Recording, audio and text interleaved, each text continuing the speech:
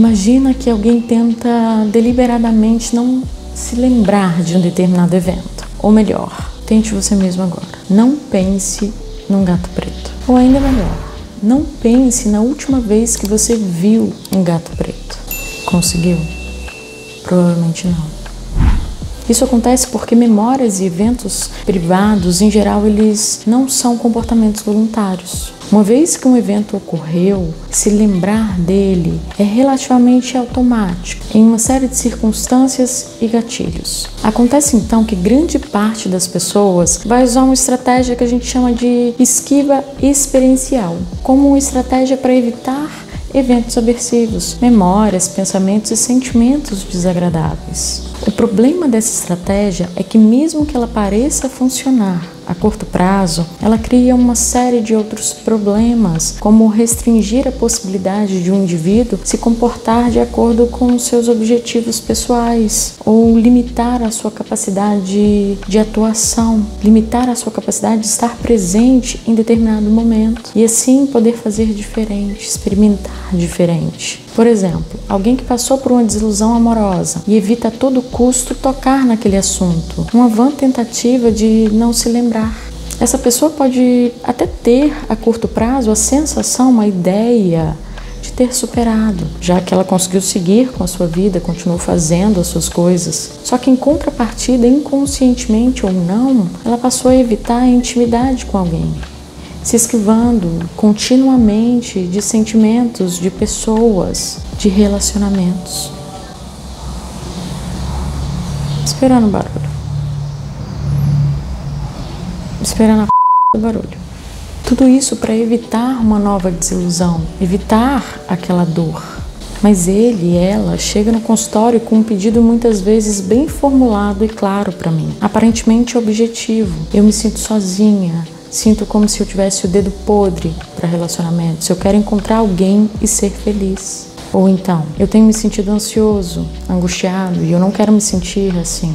Eu não suporto mais. E a minha primeira tarefa, a minha primeira ação, então, é acolher aquela dor, aquele sentimento, aquela fala, com a compreensão maior de que chegar nesse ponto, chegar naquele ponto, não foi uma escolha daquele indivíduo. Nós vivemos em um mundo organizado e estruturado por ideologias. E aqui eu me refiro ao conceito bakhtiniano de ideologia, que é o conjunto de ideias e pensamentos que atribui um significado valoroso, que atribui um valor. Então, quando o indivíduo assume para si determinadas ideias comportamentais, quando ele age conforme essas ideias, ele atribui a si próprio determinado valor, muitas vezes em busca de uma aceitação e de um pertencimento social. E hoje, o que a sociedade nos vende é a ideia de que o sofrimento é evitável, controlável. Nos vende a ideia de que basta nutrir pensamentos positivos e ser grato. E que a saúde mental, quando não significa loucura, significa ausência de sofrimento. Eu não preciso nem dizer o quanto essas ideias são estúpidas. Não posso falar assim. Eu não preciso nem dizer o quanto essas ideias são nocivas e estúpidas. E as promessas são muitas. Cursos que podem curar a timidez, terapias que curam o medo de voar, técnicas que curam depressão, luto, ansiedade, baixa libido e assim por diante. Tem um cachorro latindo. Dessa forma, diante de um evento aversivo, seja uma memória, um pensamento ou um sentimento, é inevitável que o indivíduo vai canalizar as suas forças através de um padrão de ações deliberadas com a função de remover ou de evitar o estado de sofrimento ou angústia. Só que aí vem um questionamento. Mas o que fazer quando aquilo que mais importa ao indivíduo é o que mais lhe traz sofrimento, ao menos no campo das ideias?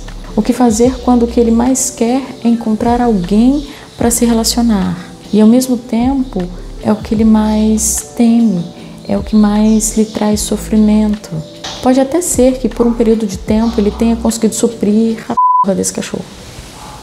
Pode até ser que por um período de tempo ele tenha conseguido suprir a sua necessidade. E surpreendentemente, muitas técnicas de intervenção terapêutica desenvolvidas para lidar com maus sentimentos podem paradoxalmente aumentar a frequência de comportamentos de esquiva. Então a pessoa chega dizendo que não suporta mais determinada ansiedade ou sofrimento. E o psicólogo se vale de intervenções cognitivo-comportamentais que propõem se distrair, assistir TV, passear, relaxar, avaliar a veracidade dos pensamentos ou se engajar socialmente, ligar para um amigo, ir para uma festa, tudo isso para administrar respostas emocionais em situações de estresse e por aí vai. Todas elas podem ter efeitos desastrosos para pacientes adictos, depressivos, sobreviventes de abusos sexuais com dor crônica, simplesmente por aumentar o repertório de esquiva experiencial e não necessariamente diminuir o controle que tais eventos exercem sobre o comportamento daquele indivíduo.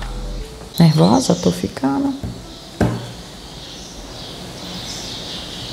Ou seja, por reforçar o comportamento de se esquivar de determinadas situações e lembranças que serviriam de gatilho para aquela emoção ou sensação que o paciente traz como uma queixa principal. A curto prazo isso funciona? Funciona.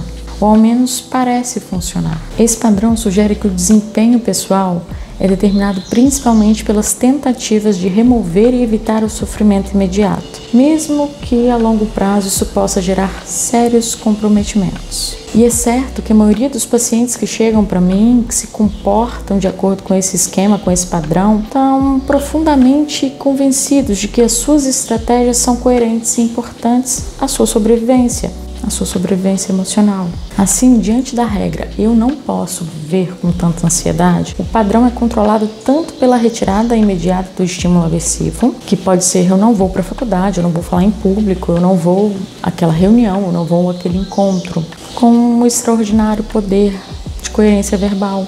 A ideia de estar certo ou ser coerente com o próprio pensamento.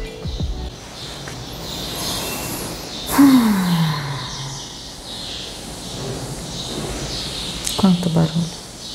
Como você já pode concluir então, o padrão de esquiva gera comportamentos que vão restringir o repertório comportamental do indivíduo e não vai cumprir as expectativas de redução da angústia, daquele sofrimento a longo prazo. E ainda pior, tem o efeito de aumentar o sofrimento que a pessoa quer remover, tirando do indivíduo qualquer possibilidade real de escolher uma direção diferente, de fazer diferente e descobrir ser capaz. E que barulho horroroso foi esse? Ao longo da sua história, o indivíduo aprende a discriminar e nomear eventos que lhe acontecem, emoções, pensamentos e lembranças. Durante esse aprendizado, alguns eventos serão experimentados como positivos e outros como negativos. A partir daí, por conta da própria natureza da linguagem humana, assim que algo é avaliado como positivo, isso implicará no surgimento, mais cedo ou mais tarde, de um evento avaliado como negativo. O que seria aquela frase clássica de não existiria felicidade sem sofrimento, não existiria a luz sem escuridão, não existiria o silêncio sem o barulho. Isso foi pelo meu mau humor. E é por esse processo de avaliação de eventos privados, pela atribuição de um papel causal, de uma valoração dos pensamentos, sentimentos e memórias, que se constitui a base de padrões repetitivos e destrutivos de comportamento. O que é ainda mais reforçado em nosso contexto cultural, que fornece regras que dizem que os pensamentos são as causas do comportamento. E então, para se comportar de uma maneira coerente com seus propósitos e desejos, seria necessário estar se sentindo bem. Mas e aí? O que fazer então? Primeiro, saber que muitos sintomas não são apenas sensações ruins. Eles são simplesmente péssimas soluções baseadas no uso ineficaz e perigoso de estratégias de esquiva, de fuga, porque em algum momento, ao invés de você ser encorajado a aprender formas mais assertivas de lidar com os próprios pensamentos, acontecimentos e sentimentos, você foi levado a acreditar que era mais seguro se esquivar, se distrair, relaxar e ser grato. Agora, quando você entra em processo de terapia comigo, a primeira coisa que nós fazemos é aceitar. Exatamente, isso mesmo, aceitar quer que seja. E através dessa aceitação, alterar o impacto daquele evento ou emoção, sem intervir na sua forma, frequência ou intensidade. Pensamentos e sentimentos são trabalhados por meio de áudios entre as sessões, aceitação, desliteralização, desfusão, alteração de função de estímulos e clarificação de valores, dentre muitos outros. Tudo isso ao invés de uma mera e perigosa reestruturação cognitiva. Quando eu não assumo que os eventos anteriores são causa principal do comportamento atual, o foco então não fica mais em mudar tais eventos ou a percepção de tais eventos, mas sim em mudar a relação do indivíduo com seu mundo interior. O processo então vai tornar o indivíduo menos sensível a tais eventos passados e mais sensível às reais contingências e acontecimentos do momento presente, para que assim ele possa se expor a novos eventos e acontecimentos, para que ele possa novamente buscar um relacionamento, um trabalho ou o que quer que seja de grande valor para si, mas que ele estava impedido de realizar por meio do sofrimento, da repetição. Bom, por hoje é isso, pessoal. Se vocês gostaram desse vídeo, curtam, comentem e se inscrevam no canal. Até semana que vem. Olha só, gravar na cidade é muito ruim.